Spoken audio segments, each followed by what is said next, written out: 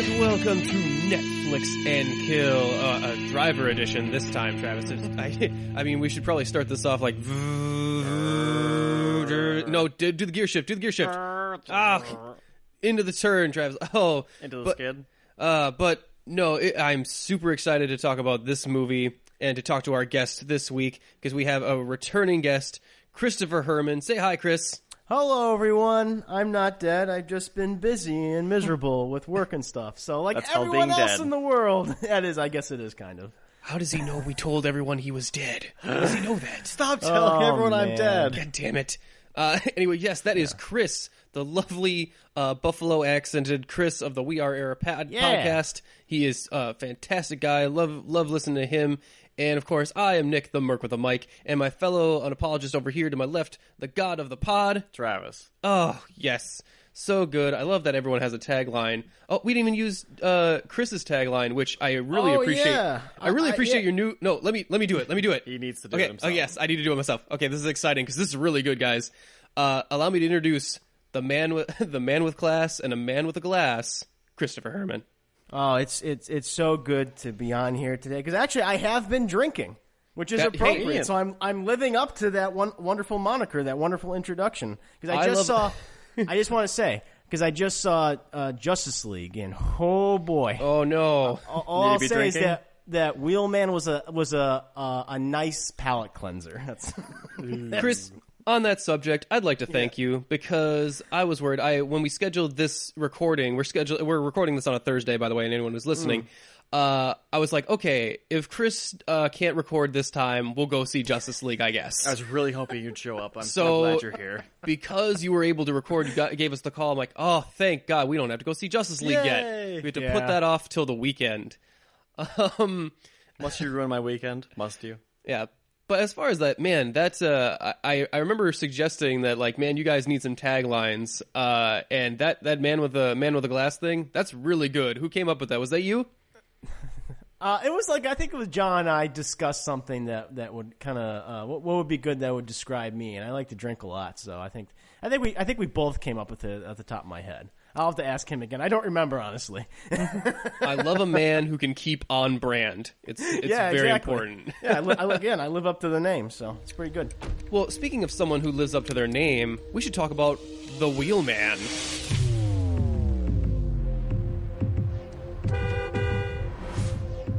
What's in the bag?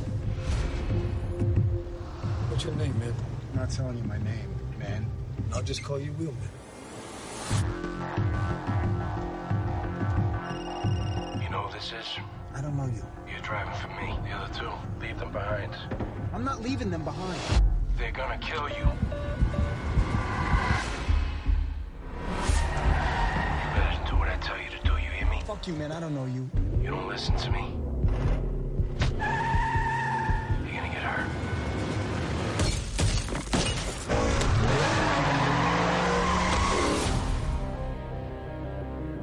I know you got a wife and daughter. I need you to leave the house. Dad, okay? what's going on?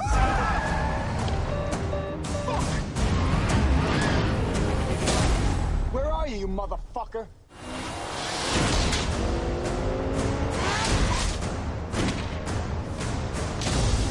I got a daughter. That's what scares me. What the fuck scares you?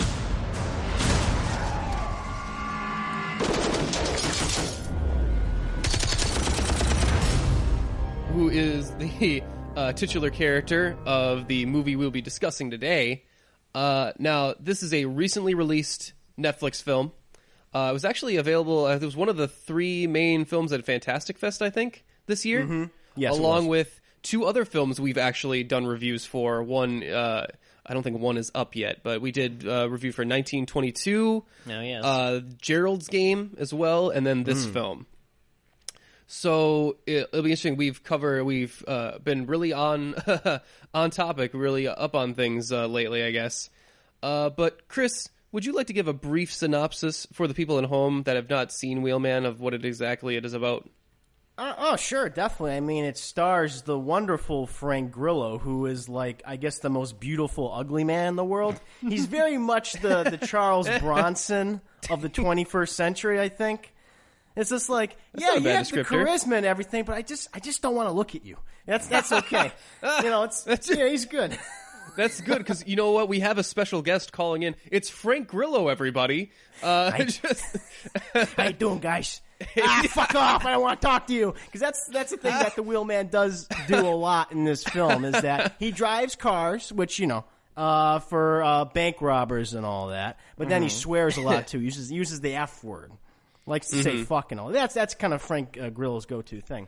But no, I mean, Frank Grillo basically plays a wheelman where it's like he's called in for a job. He's the driver for whatever you might need, whether it be a bank robbery or a drug deal. He's your guy. But the whole thing is like you don't talk to him. He doesn't talk to you. It's like he wants to keep it simple. The thing is, he finally got out of prison after a few years and he gets this big job worth a lot of money. But of course, as you would expect, it does not go well for him. He's like he's told where it's just like, yeah, you're doing this job and these guys robbing the bank, and all of a sudden this guy on this phone calls him and he says, all right, as soon as they put the money in the car, you get the hell out of there, you abandon him. And it's just like, okay. And he, then he's getting threatened by this guy and all nefarious type stuff starts happening. And then of course, the swear words and the thick accents and the wonderful death scenes and all that start happening. It's like it's a good entertaining time. Yeah, I couldn't agree more. That's a pretty good synopsis overall. Mm-hmm. I love the description of Frank Grillo being the Charles Bronson of our time. Yeah, he because those you probably have seen him before. You've seen him in the Purge films. He was in the second and third Purge films, and he was also Crossbones in Civil War. Yes, which pretty good. Coming back apparently. Is he coming back? He's just going to be a brain in a jar, I think, at this point. But it's like, yeah, because there's not a whole lot left of him. Right? Spoilers, but there's not a whole lot left to bring back, guys. Oh, that's good. It's going to be good.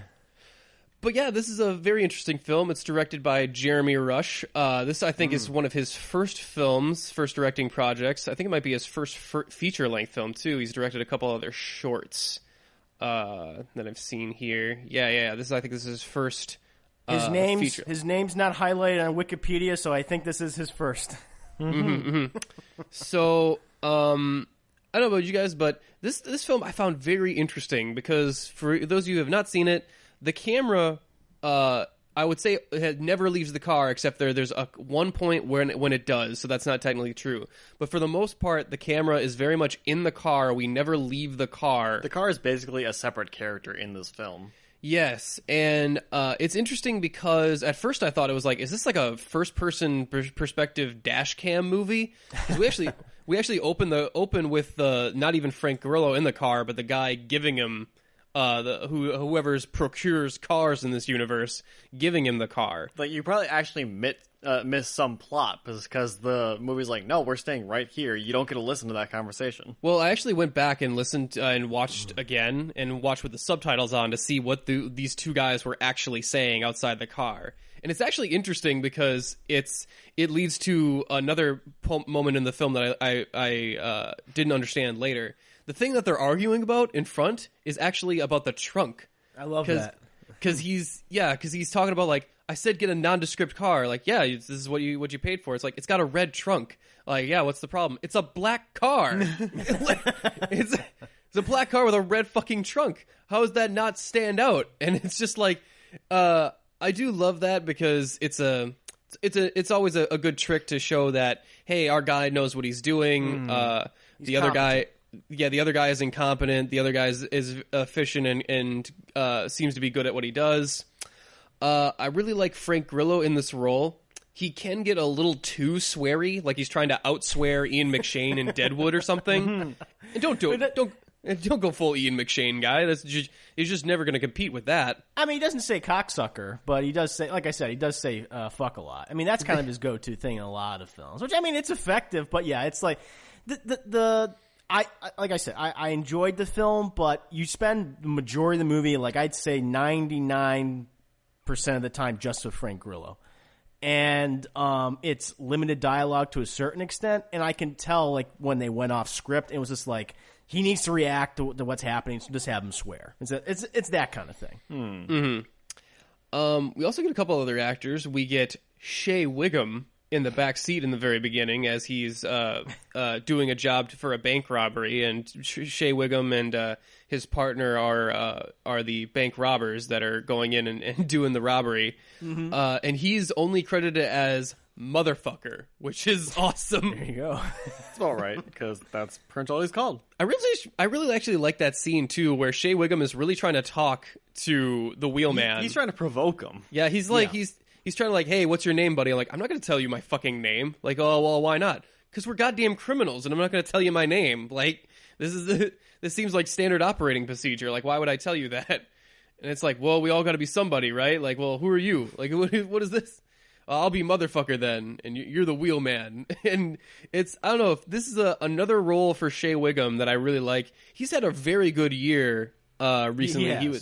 He was in Death Note, which I actually did like him in Death Note. I wasn't super crazy about the movie, It was but fun. It was a fun, dumb film. Yeah. I didn't think it was terrible or anything, but I really like Shea Wiggum in the role. I loved Kong Skull Island, and I really liked Shea Wiggum in that role He was too. good in that one. He was really good in that. Especially towards the end of the movie. Yes. He was great. Oh, I don't want to spoil it, but there's guys, so you got to good. watch Kong Skull Island to see one of the best Shea Wiggum scenes I think I have ever seen. It is a great button on his character arc in that movie. But yeah, he gets to play the mohawked motherfucker in this movie, and he's really great. He's not in it a whole lot, but he leaves an impression, that's for sure. That's true. I love when things go super wrong in this film to begin with too, because he gets the call from what he assumes like, well, this is an unknown caller, and he thinks it's got to be the guy who set up this deal, and the guy is very cagey. He's like, well, you don't know who I am. Well, I know you. Given his backstory about how many years did you do for that warehouse fire. And we never really get a very clear depictor of what this warehouse fire was, but we get the feeling that he was kind of a low-level criminal or something, and that he got pinched for something dealing with this warehouse fire. I'm not sure if he set it on fire or if it was an accident. He was just the fall guy. Or if he was the fall. Yeah. We're kind of led to believe that like he was involved, like he was somewhat involved with it, but he took the fall for a lot of people, and so he's like, that's why he did like 3 or however many years in jail, and so he's like, people like kind of owe him a favor, and that plays into the film later on. Mm-hmm. And it sounds like he needs he needed protection in prison. Yeah. He might owe favors to a mob, and that's why he's doing this job to begin with, not just for the money, but because he owes them settling debts. Yeah. So he's very much stuck kind of in the situation. So I do love the fact that as soon as he gets the call from this guy, he tells him to leave his two partners there, which is great because it really puts you in. I love that the camera is so in the car because you feel in the situation with him a lot. It's very claustrophobic at times. Because I'm trying to think, like, what would I do if I'm in this car, I'm on this dangerous job, I'm with a guy who just called himself motherfucker willingly and is played by crazy Shea-ass Wiggum and is like, oh yeah, I told them to kill you at the drop, so leave them there. And it's like, shit, what do I do? Do I leave these guys here? And yeah, he makes a quick decision and does end up leaving them, which is like, I can't say what I would have done in that scenario. It's he really thinks about it too. Like you can tell, like he's struggling with it right until he's like, "Well, fuck it, I guess I'm leaving." Well, I guess his problem is that he just doesn't know a lot about this job. He doesn't know where the drop's going to be, where who's hired him for it. His what do you call it? His handler, or what do you ever call him? Is Clay. His buddy Clay. What an ass. He keeps calling him, and it's like, hey, where's this drop? What's the information? What am I doing? Like, Clay won't give him any info on this shit. And then he finally does get a hold of Clay, and it's like, dude, what is going on? Did you set me up for this? And it becomes clear that, like, either Clay is unbelievably incompetent. He might also be that anyway. Or he set him up and or both. Because this is the point where I do like Frank Grillo of just like, hey, what the fuck, man? What is going on? Like, he keeps swearing at Clay like, you fucking moron. Like, what are you... I love that at certain points in this film, it's like, well, if you're not going to do what the guy says, you're putting me in a tough spot. And it's like, I'm putting you in a tough spot? I'm putting you in a tough spot. I'm going to put you in a tough spot. Clay, you son of... and Clay is played by another good genre actor. whose name is escaping me right now. I do have the IMDb open here, so just Garrett give me a second. Dillahunt. Dillahunt, yes. And I recognize him from, he plays a role on Justified, which I really like. Oh, okay. He's also on The Gifted right now. I think that running right now. The medical show. I haven't watched the Gifted very much. Yeah. Let's see. He also has played some other TV shows. He's a very big TV actor. Like a couple episodes of White Collar. This is on Brooklyn Nine-Nine. Brooklyn Nine-Nine. I remember his episode in Brooklyn Nine-Nine. It was a pretty good one. No, he does a great job playing just a sorry sack of shit in the movie. Yeah, we do. It's just like, this is funny. We do end up get to see him later, and man, he is so pathetic. Like he is all sorts of pathetic, and he does a really good job. And yet you really don't feel bad for anything that happens to him. Now, the guy on the phone is actually played by a guy named Slane. His name. That's his. I'm reading his name on IMDb. I'm not making it up. His people look up his Wikipedia page. He's got a tough guy look here. I'm getting a little scared, guys, just looking at him. He is actually one of the guys. He's the driver from The Town. If you remember that movie. Well, if it makes you feel better, his original name was George Carroll. Yeah, I guess I would. That's a sweet name. He looks like a George. He does look kind of like a George. Carroll. Is it weird that once I realize his name is George, he looks a little less intimidating? Yeah, it totally does. That's why he changed it, probably. Hey, George, what's going on? Hey, George. That's Slane, motherfucker. He's an asshole, right? I'd much rather hang out with you. But he was actually, I actually remember him from The Town. He was actually very good in that. Yeah, I remember. Yeah. He had a small role, and he gets kind of overshadowed by Ben Affleck and Jeremy Renner in that film. But, sure. But he holds his own. Yeah. I actually like him as the voice on the other end of the phone. He does a good job. Mm-hmm. He at first he's very in control. Like, I've got this guy over the barrel. He's going to do exactly what I say he does. Yeah. But our wheelman is a little more resourceful than at first I think he thinks, and he gets more and more frustrated on the phone, and you can hear it like in his voice when they just start to like yell at each other. Like, why don't you do what you do what I say? Like, no, fuck you. I got the money. You do what I say, sort of thing. And you can tell that he's very smart because while the camera is very limited because it's in the car, there's some stuff that they do visual storytelling that's very cool. Like he asks Frank Grillo to count the money. And at first you're like, well, why is it so important to count the money right now? I'm just not getting it at first. And then he counts the money, tells the guy how much is in there, and he's not there at first. And he comes back and he's like, well, what do you mean it's about $200,000? Like, how much exactly is it? And he's like, it's about $200,000. Like, what does it matter? Like, go back and count it. And he counts it again. And it's like, what is the deal with this? Like, how much? Why is it so important? Yeah. And then you see a motorcycle in the background stop and take a look at Frank Grillo, and you're like, and it all clicks. You're like, oh shit, he's just stalling him so that his guy can get on him and know where he is and keep tabs on him. And it's like that was a very effective way to show what's happening in the story while keeping the camera pretty focused to just the trunk's rear view. Pretty cool. There's a lot of cool visual stuff like that in this film. I actually really appreciate it. What'd you think about the visual, editing and just camera work in this film, Chris? No, I mean that to me that is the best part of the movie. It's a very smartly made movie in terms of its camera work, where it's like, yeah, you're limited. For the most time, you're in the car from the beginning to maybe like towards like the last 10 minutes, and afterwards, they kind of forego that. But when you're in there with them, it's very, very intimate, and you do feel the tension. That's great that they're just able to build that with just kind of Frank Grillo in the car. And then, some other additions as well. And I like that. And then even when violence does happen in the car and they show it with that camera work, it just works so well. It reminds me, it's like I kind of wished that Baby Driver was like this. To a certain extent. It's like, yeah, I know, Edgar Wright, everyone loves Edgar Wright and all that good stuff. But, that movie almost felt too stylized, like it almost came off as fake. It's like this. I kind of like this more realistic approach where, Frank Grillo, he was doing cool stuff with the car, like, and you can kind of see from the inside perspective, but it always felt tense. Whereas like something like Baby Driver, which the camera work was all over the place, I was like, I don't give a shit what's happening. Here, again, it was just smart filmmaking in terms of showing the action and creating tension. Well, I really do appreciate that, and I couldn't agree more with the camera work here. And I always love, because I always find car chases to be kind of the more boring aspects of any action movie, because I feel like I've seen them all before.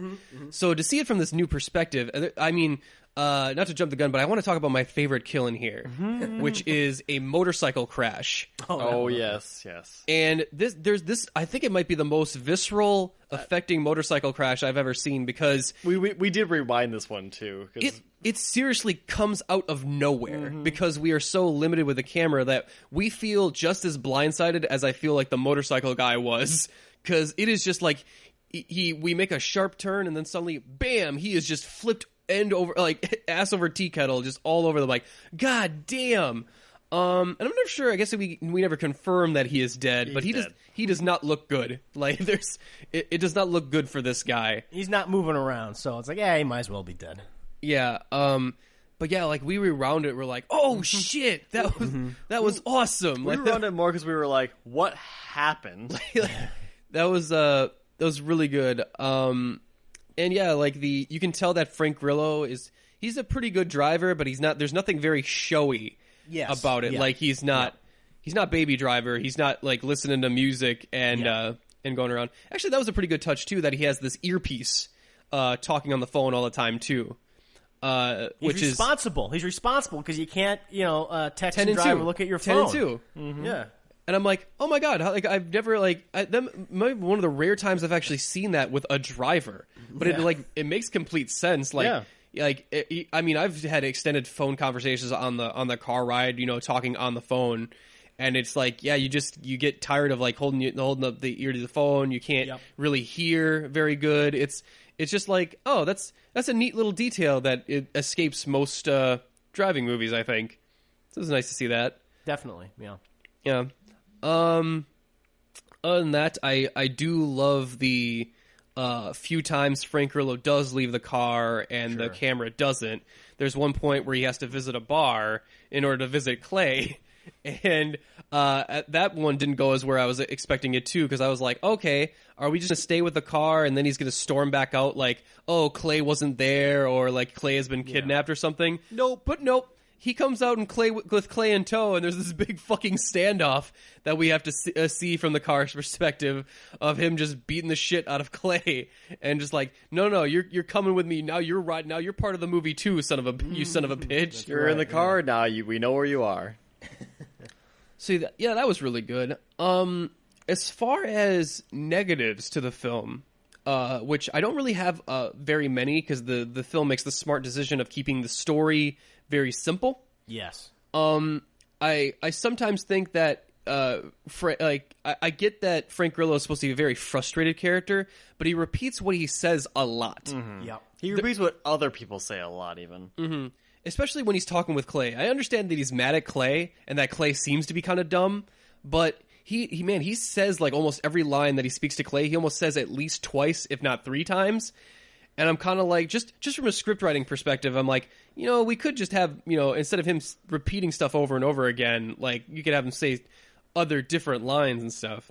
I really appreciate that you brought that up, Nick, because I don't think that this movie should have been 90 minutes long. Honestly, I think it probably should have been under an hour. I think it should have been a short film, where it's like, it's that repetitive dialogue and stuff. It's like in the story, it's like whatever. Who cares about the mystery or like what's happening going on? We're just in it for the tension and how Frank Grillo reacts to certain things in terms action scenes and minimal dialogue. It's like, I think that's the biggest movie's misstep, is that it wants to be a feature length film, and I just don't think it has the chops to be that. It's still entertaining, but yeah, I just think because of the repetitive dialogue, that's what drags it down a little bit, in my opinion. Yeah, and I can tell that this is a first time filmmakers as well. Oh, sure. It's better than most, because this, for a first feature length, this is very good actually. Mm-hmm. I've seen a lot worse stuff, but there is a point where when we hit the ending, there's not a whole lot of payoff with the man on the phone. I won't spoil it too much, but if you're expecting a big face-off with the guy on the phone or anything, of like, this is why he's doing all this, or just even a face-to-face talk with Frank Grillo's character, you're going to leave disappointed because it's not really about that. No. Which I get. I get that he wants to keep it simple and it's about Frank Grillo in the car and that's it. But I don't know if it's with a guy with the guy on the phone seems to be like the overarching villain, and we don't really get a huge resolution with him to where we never even get to see his face up close. Like, He got a fedora. He's got one of those hipster fedoras on, I think, right? He does have a fedora. I'm like, It's oh, gotta okay. kill him. Got to kill him anyway now. It's just like, oh, finally. Which I'm pretty sure they only gave him so that he can be distinctive enough later when we see Yes, his think ending in the that is- background. That is the case, yeah. It kind of actually looked like a Harvey Weinstein fedora. I was just like, oh, is that Oh, Harvey? no. Is that what he's doing right now? I was like, oh, okay. He's just calling people on the phone like, okay, well, my producer days are over. I know, right? Go get some money for me. Oh, man. But yeah, so there's that I wasn't too crazy about. Travis, did you have anything you weren't nuts about in the film or that you thought was a flaw in it? Well, I do realize that the whole like side story with they try to make the side story with his like daughter and ex-wife important, but really kind of felt like okay, let's slow down the movie, let's deal with this issue. I'm like, I definitely agree that this movie shouldn't have been feature length, and if nothing else, maybe take off a few of those parts because I'm like, every time we stop to this, I'm like, okay, well now you're just driving. Like we have to do a straight shot of driving because we can't have you focus on two things at once. Well, the film makes the mistake of the ex-wife being a leverage piece in this movie, too. Mm-hmm. When we have maybe one conversation with the ex-wife, and there's no reason for us to like her very much. No. I mean, I get that she's probably mad at Frank Grillo for going to prison as well. I mean, I assume that's why they're split up. I don't know. Maybe they were split up before that. I'm not sure.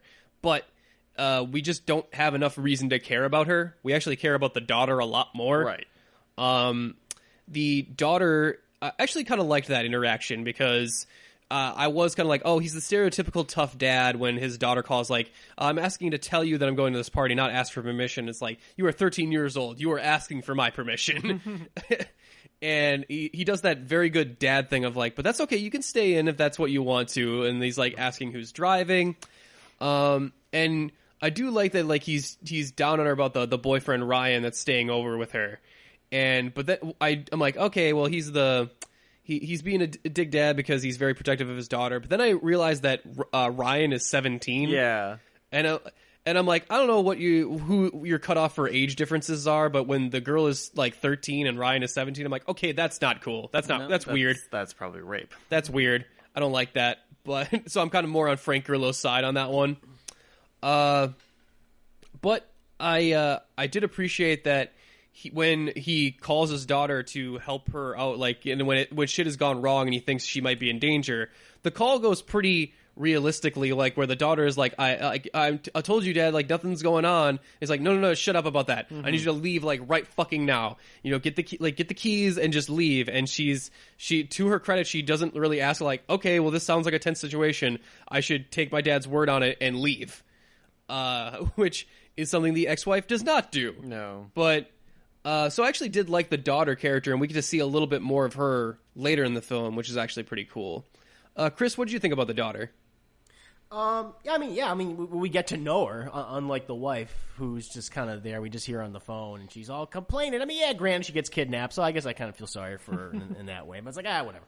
But no, I mean, and I don't know the actress off the top of my head. I don't know if she's listed in the credits or anything like that. I looked her up before we Jessica? started. It's Katie. It's Katie. Yeah. The actress is Caitlin Carmichael. I mean, she does a good job.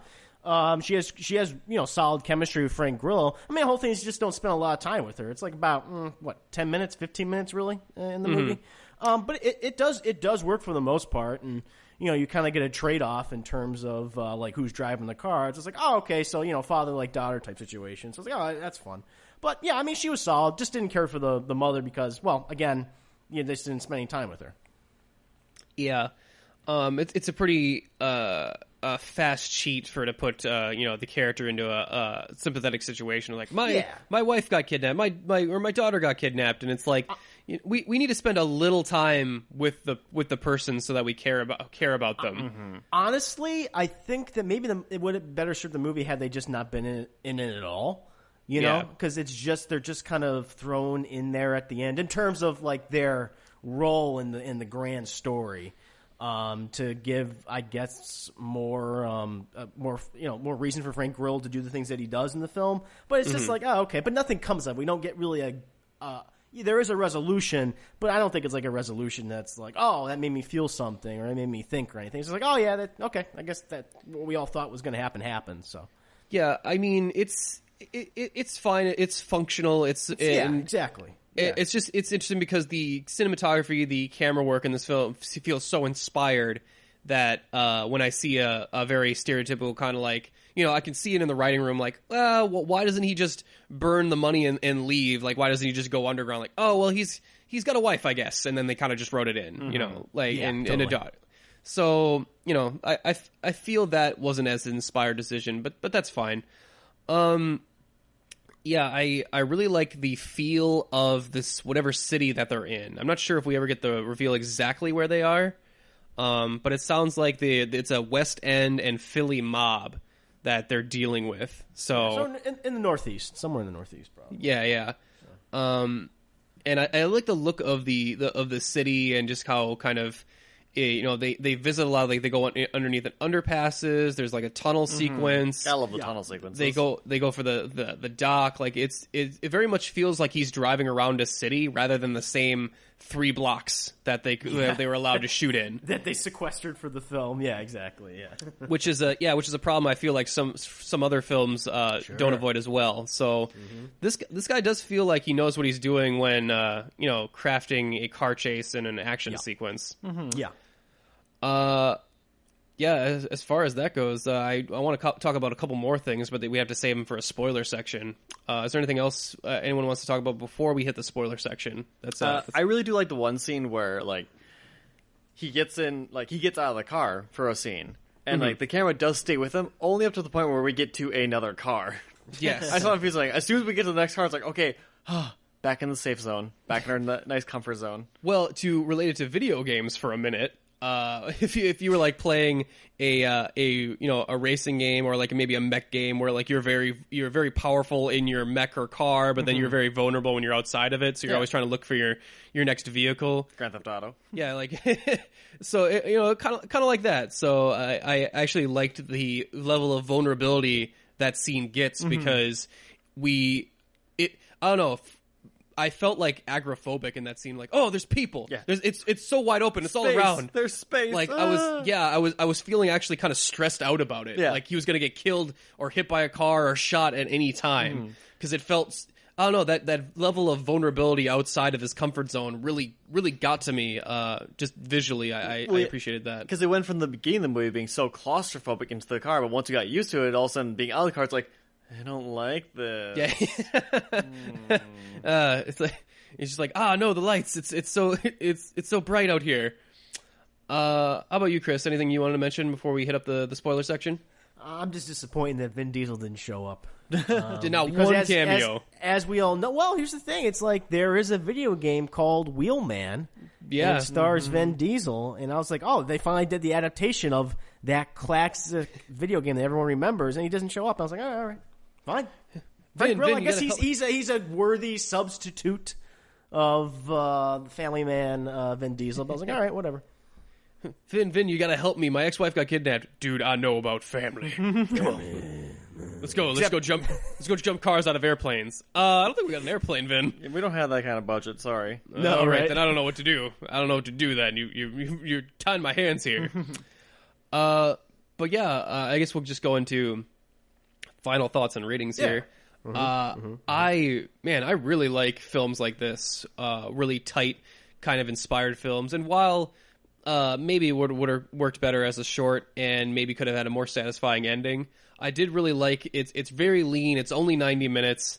It's a very fun little watch. If you have the Netflix, I can't imagine you would regret watching it. If only just for the camera work alone. And I can promise it's not like anything you've ever seen before, because that's what struck me about it the most. So, yeah, I'm going to give it a very solid 4 out of 5. I really enjoyed this one, and I highly recommend it. Travis, how about you?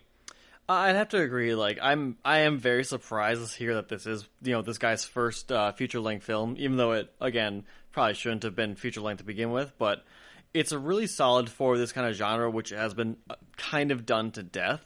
The actual cinematography is actually really well done, and as much as I complain the fact that the movie doesn't have enough actual stakes to it than what they force onto the movie itself, it's still pretty fun. So I'm gonna give it a 7 out of 10.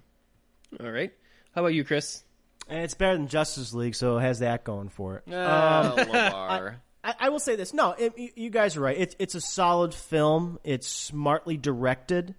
I really enjoy the cinematography.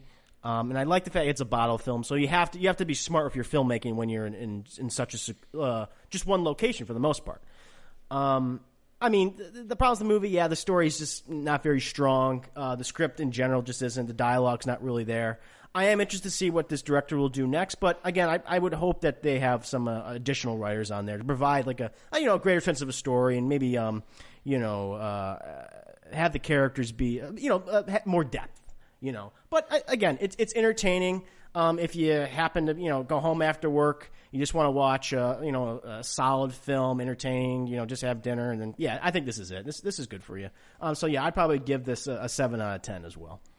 All right, so that's some solid ratings all around. And with that, we are going to move into a spoiler section. But before that, we're going to go into a small musical break. And I highly recommend that if you have not watched this film, I would definitely give it a watch beforehand. I mean, there's nothing too surprising in the spoiler section, but I would definitely go into it cold. It's worth it. Yeah. If you want to check out some of our other podcasts, some of our back catalog of Netflix and Kills, you can go to our iTunes feed and check out some of those. Chris was on another one of us when we reviewed The Void. His buddy John did a couple for us, which were really fun, as well as some other really great guests. So it's a good time. You should definitely check it out. Or just our regular episodes of the UGO podcast are also pretty fun. We have also some great guests on there. Chris, where can the people find you? Well, of course, you can find me on Twitter at Chris J. Herman. But where I really need you to find me, though, when I really need you to give us support is at weareair.net. Of course, you got all those great video game shows and reviews and podcasts and all that good stuff. And you can also follow us on Twitter at weareaircast or on Facebook. And the thing is, though, we're doing a bunch of YouTube content. We have some great Let's Plays available for you. We just finished our Little Nightmares Let's Play series, 7 episodes right there. And we actually just started our Dead Space series. So we have 1 episode up there right now as of this recording. There might be a couple more, maybe a few dozen. Who knows by the time this goes out. But please check weareair.net for all that great YouTube content. Ooh, I love me some Dead Space, so I'm definitely going to check that out, and you guys should check it out as well. With that, we're going to go on a small musical break, and we'll be right back with the spoiler section right after this.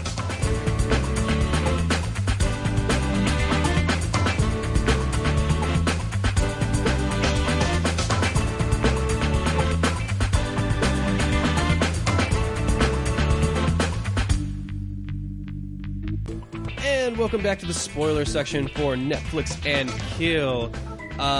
This is the Wheelman we're talking about, just in case you've forgotten in the last 30 seconds of musical break. But I don't know, maybe you haven't been paying attention very much, and you just want to remind you every once in a while. But they got clayed. That's what happened to them. They got clayed, yeah. Speaking of, man, I really like how Clay goes out in this movie. It's so good. It's pretty entertaining. Here's the thing, man. I had a family member who was a medical professional for like 20 years, worked in a hospital.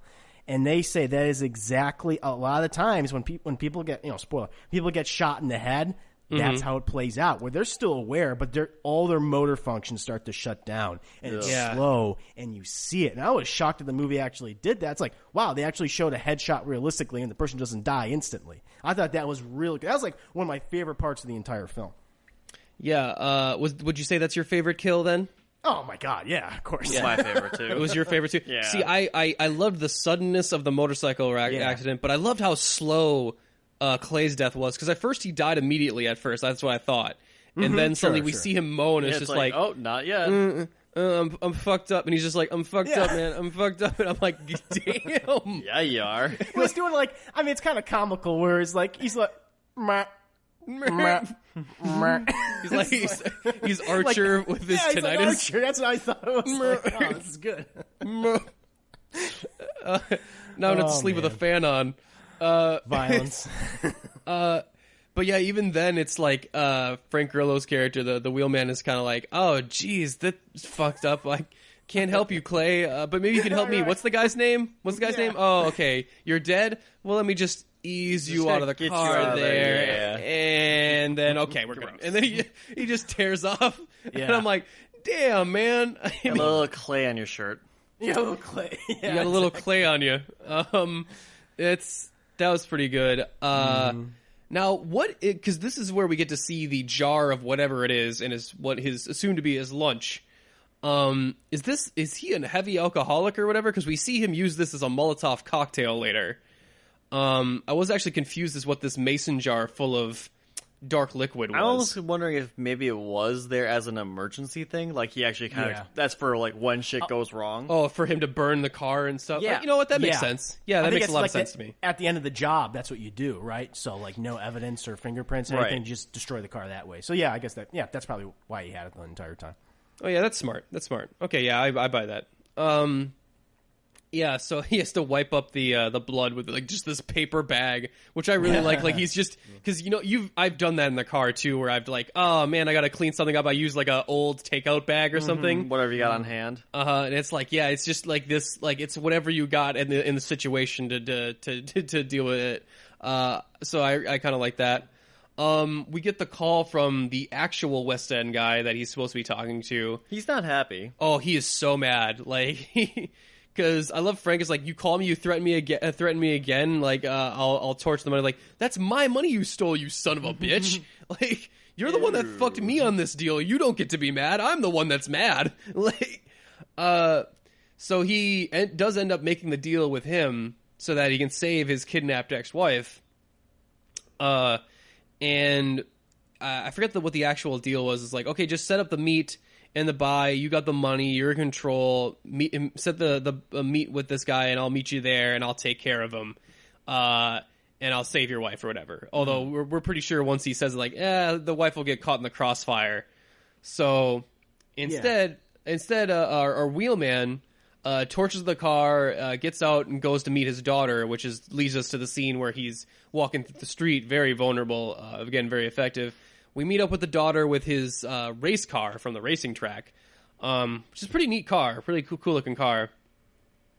And the daughter is just like, hey, stop fucking lying to me. I know that there's this shit going on. Just explain to me what's going down, and I'll do whatever you want. Mm-hmm. And I actually do like the scene where he does kind of like, he doesn't go into a huge amount of detail, but he's like, yeah, I fucked up. I had to do this deal, and I got to go do this thing. Otherwise, your mom could die. It could die.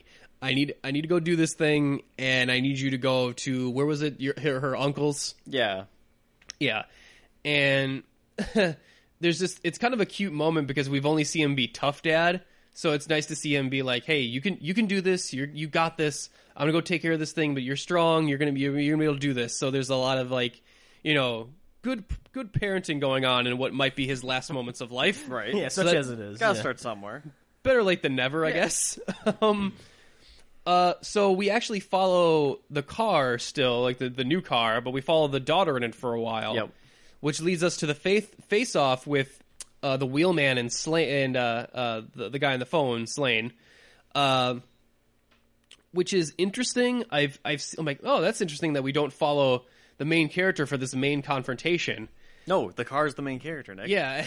Any car is the main character. But again, because even the dialogue is kind of stunted and like it's muffled and we can't hear most of it. I don't know. This scene is very much from the daughter's perspective of like, what the fuck is going on here? Yeah. But we're not really with her because we're the audience. We know what's going on. So She's a little behind. So yeah, we're waiting for her to catch up on it. So I don't know. I'm not sure what you would have done to make this climax a little more, effective. Like if you'd have Slane get in the car so that he can have a talk with Frank Grillo or whatever. But there's something missing from this confrontation. I think you're right. That's what they should have done. All the action for the most part takes place. All the intimacy and character drama takes place within the car, and kind of like how you did with Clay, have Slane come in there, but then do something completely crazy or different, where instead of them stopped somewhere, maybe the car's moving or racing, and they're fighting inside the car and doing all that kind of stuff. That's where you put all your budget towards the last movie. You get that nice big stunt, right? Here, it's we're just witnessing on the outside, and it's muffled, and all right, it starts shooting, the wife gets away, and we don't really care about the wife anyway if she's dead or alive. So No. The ending. Yeah, I guess I should probably brought this up at the final thoughts. Yeah, the ending just it ends. It's just okay, they kind of stopped. They ran out of ideas at that point. Yeah. You know what? Now that I think about it, what should have happened was that when he goes to meet up with Slane's guys, Slane should not have gotten out of the car there. Slane should have slipped in with the daughter and goes, "Hey, I'm a friend of your dad's." Yeah, that would have been better. Yeah, and then brought Frank Grillo in, going "Okay, you guys are fucked now," and then have Frank Grillo kind of get one over on him, and then have the daughter drive super crazy and crash the car or something. That would have been pretty cool. Yeah, definitely. Because when we see it looks like a tense scene. He's got the Molotov cocktail over the money. He throws it. It looks very tense, but we only see it from one angle, and it's very static. So so that was a little disappointing. But we do get to have the pretty cool car chase with the daughter at first, and then they switch seats so that Frank Grillo can drive. He's got to wait for him though, because he's got okay, I got to lure this guy over to the mob guys that I know are waiting. So he does that. We get another pretty cool crash where they drive right through the mob guys so that they can take shots at Slane. And he flops out of the car after it crashes, and we only recognize him because of the fucking fedora hat. Yep. So that was a pretty good design decision. Okay, that way we can, differentiate him in this scene. We leave the car one more time so that Frank Grillo can throw, give him the money. And be okay, you're good. Your debt's paid. You're all good and clear, and we basically get the happily ever after. And yeah, it's not a bad ending. It's not terrible or anything, but it does feel I feel like there could have been more here. That to really put a button on this whole crazy kind of one night job thing. I don't know. I really would have appreciated getting a face-to-face with Slane so that we could see and hear him not on the phone. Because he did sound like an interesting character. But, as soon as he's wearing that fedora, then it all just goes down. I was he's not it doesn't matter at all. Well, he did say was always listening to jazz, which I thought would come into the... Oh, my God. He is a hipster. He's a 50-year-old hipster. Maybe this movie ended just as it was supposed to. Yeah, maybe it was. He gets out drinking that latte, that not fat latte. He's got that pencil thin mustache going on. See, I was pulling jobs like this before it was cool. Yeah, right. That's but yeah, that's basically Wheelman, guys. Like I said, not a whole lot to actually spoil, because as soon as you see him get in the car and things go wrong, it's I've seen movies like this before. I kind of know where the general story goes. Yeah, the surprises are all in the action and kind of the cinematography going on. Although Shea Wiggum does come back in a scene almost out of nowhere. Motherfucker comes back and hits him sideways, and it leads to a pretty intense shootout, which I almost thought he was going to get away, Shea Wiggum's character, but then he crashes and we hear the dead body hitting the front horn. I love that. Yeah, it almost kind of feels like something from Shadow of Mordor, a death-defying orc. It's I came back even though you were sure I was dead this whole time. That's right. Yeah. I love how you related back to video games again. Why Very not? good. Yeah, why not? Indeed. It is a video game movie. And play Wheelman. It was just with quick time events and everything. Absolutely. But yeah, anything else anyone wanted to mention before we wrap this one up, guys? I'm good. No? Chris, you all right? You good? It's better than Justice League. Man, I'll keep you're just gonna keep... You're really rough off. He keeps bringing it back to that. You must have you really just watched it, didn't you? It's still fresh for you. Yeah, yesterday. He's getting flashbacks before this recording. I'm getting flashbacks. There's flashbacks within flashbacks in that movie. I'm all flashbacked out at this point. A lot of exposition. God damn, man. Yeah, I was going know about those mother boxes. You gotta know about the Steppenwolf, that villain who will go down in history as one of the greatest cinematic villains of all time. Yeah, I'm being facetious. gave, No kidding. the guy looks like a village people Viking or something. Or I don't know. a billy goat. A billy goat was what he looks like. Billy Like a goat. Yeah. You know, if Shea Wiggum ever got a hold of one of those mother boxes, I wonder if it would now be a motherfucker box. Would it be a motherfucker box then? It would be. Yeah. I'd much rather watch a movie about a motherfucker box. But on that note, thank you guys so much for listening. We are Unapologetic Geek Out, and we're out.